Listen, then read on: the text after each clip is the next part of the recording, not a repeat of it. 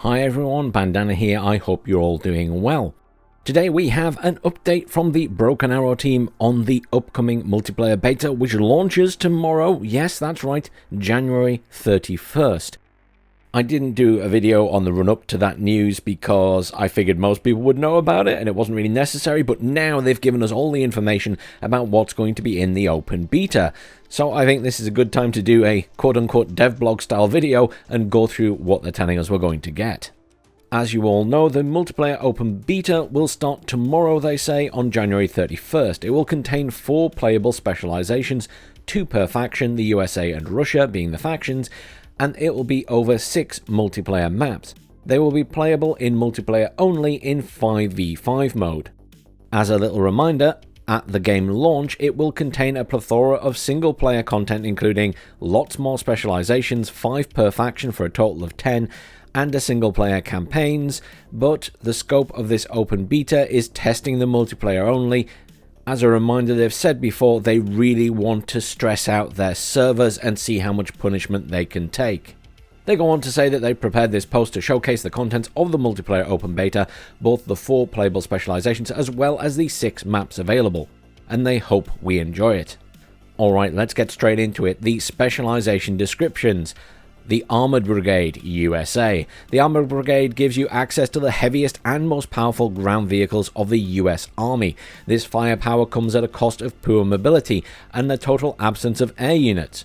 The latest M1A2 SEP V3 is unmatched in tank vs tank engagement and can be equipped with additional reactive armor and a trophy active protection system to intercept incoming missiles.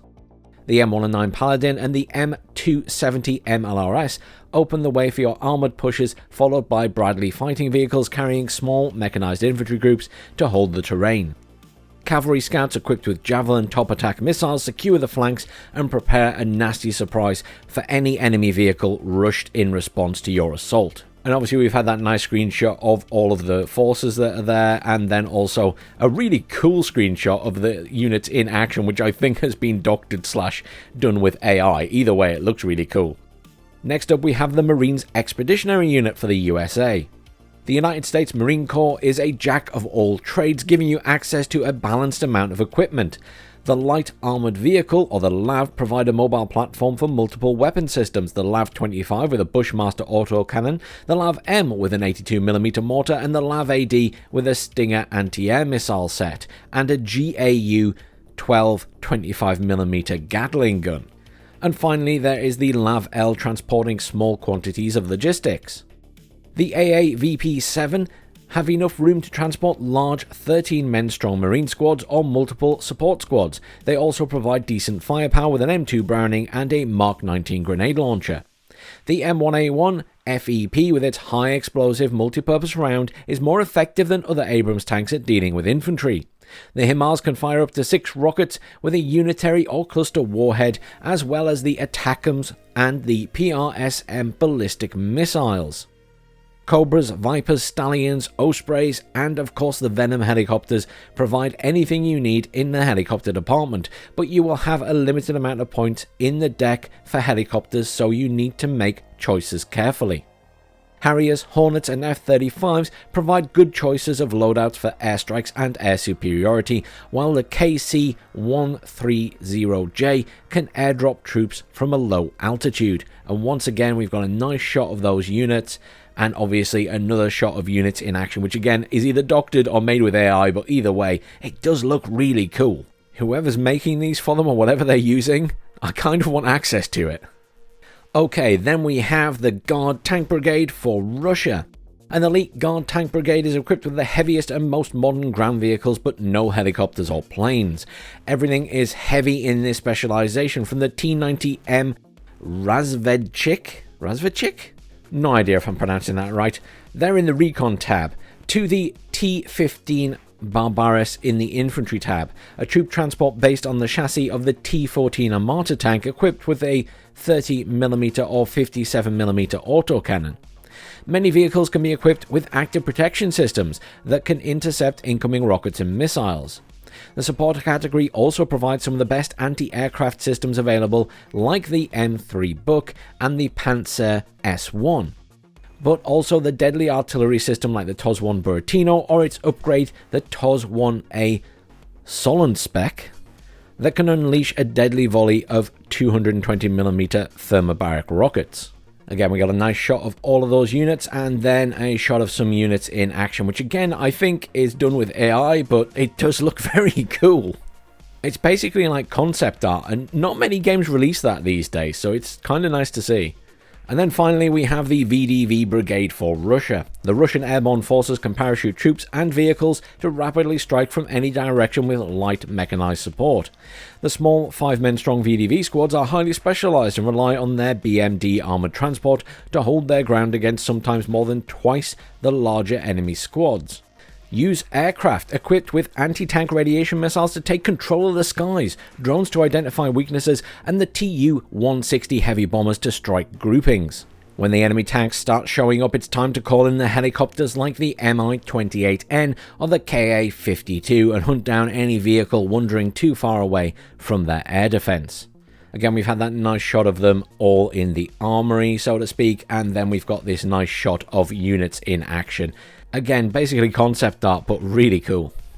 Okay, let's move on to the maps, which I'm probably not going to pronounce very well at all. Oh well, apologies in advance. So the first one is Baltisk, which is a seaport town, the gateway to Kaliningrad Bay, and home to Russia's Baltic Fleet. Blockading this passage would trap the Baltic Fleet. The narrow strip of land surrounded by water will be the stage for a merciless battle where flanking possibilities on the ground are limited, but commanders feeling too safe could forget to secure their rear and be surprised by a helicopter assault coming from the sea. Obviously this map will be familiar to anyone who played the alpha demo that was for single player last year. Next up is Shenhofs. I think I'm pronouncing that right. I do try to look these up, you know. The city is located in the middle of Kaliningrad Oblast, at the confluence of the Instruch and the Angrapa rivers. It's home to an airbase and a missile brigade equipped with nuclear-capable Iskander-M ballistic missiles. The battle will take place at night in the city itself, as well as the industrial outskirts and the military bases. This is a large battlefield with many objectives to force the commanders to make good use of their recon to identify where it is safe to leave the front line empty in order to concentrate their forces for an assault. As you can see on this map, it's much wider, there's lots more points to get into there, and obviously there's more sort of along the middle that you're going to feel like you're going to be fighting over a bit more perhaps. I feel like it's going to be important to make some videos of these maps and take some time to delve into them a little bit more once we have access tomorrow. Next up we have Frontiers. The E67 highway is the only ground access between Poland and the Baltic states with bridges strong enough to support the passage of 70-ton tanks. Holding this access would be absolutely vital to carry reinforcements to the Baltic states in case of invasion. Each army starts at one end of the highway, and the objectives are located along the trench of the highway, leading to a terrifying head-on confrontation. But the hardest-headed commanders are not necessarily the ones who will prevail. The large areas of farmland and forest on each side of the highway left unchecked would allow you to bypass the enemy and cut off their reinforcements. Obviously the aim of this map is to be a bit more focused down the centre. Each sort of side has a point round at the back as well, but there's certainly an element here where, because of how the forests go, you'd certainly either want to defend your side of that, or you risk the opponents pushing through that way and trying to get behind your lines. I think they're right, that is definitely an option here, because the maps are wider than just the road. It does make you think about that. What does it remind me of? It reminds me of a map from Wargame Red Dragon, actually. What was it called? Was it Death Row? I think it reminds me of Death Row from Wargame Red Dragon. The next map is Panu, the coastal city of Panu in Estonia with its airport, harbour and large beaches would become a very important entry point for supplies and equipment in case of conflict. The battle here will take place in the middle of the city itself, caught between the sea and a large swamp, with a river zigzagging in the middle.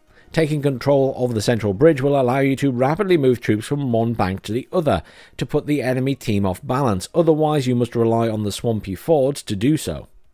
I mean, obviously, looking at the map here, again, this is sort of a thin head-to-head map, how it's positioned. You're going to be going into each other in built-up city areas. Obviously, the city areas on these maps look fantastic. They're very built up. They look like real towns and cities. And judging by footage we've seen before, I think it's going to make a huge difference when it comes to line of sight in these areas for ground units and probably helicopters as well that can duck behind some of the bigger buildings potentially. The next map is the Ignia power plant. The nuclear power plant is located in Lithuania, less than 2 kilometers from the border with Belarus. It supplies the entire country with electricity, making it a very valuable yet very vulnerable asset.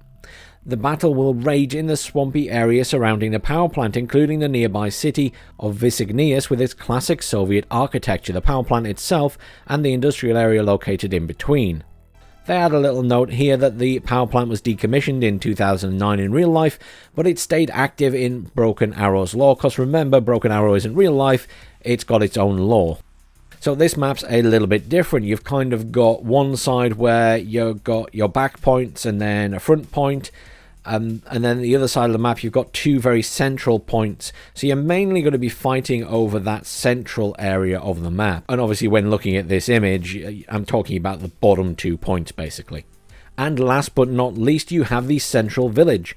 The small town of Lesdie in Lithuania, situated at the key crossroad between National Road 135 and the second biggest road linking Vilnius to Poland, and then National Road 134, the shortest axis linking Belarus to Kaliningrad.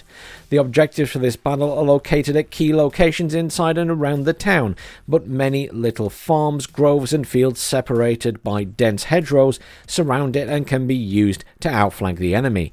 Commanders committing too much to the town could end up surrounded there, with their supply lines severed. Again, this is feeling like a big map looking at the image here, and you've got a lot of points in the middle to fight over. Obviously, there's certainly going to be a lot of fighting around the town, but people will also want to be pushing through past those points around the edges potentially. I mean, I can certainly see at the top of the map in particular there's a big gap between that point and the edge where you could swing round. So, you know, you're going to have to cover your flanks, I think, here. And that's all the information they've provided us so far, but we should have access to all of this tomorrow. I look forward to playing it. I'm sure I'll see plenty of you playing it as well, and I'll definitely be streaming it tomorrow night when it releases. Thanks for watching. I'll probably see you all tomorrow.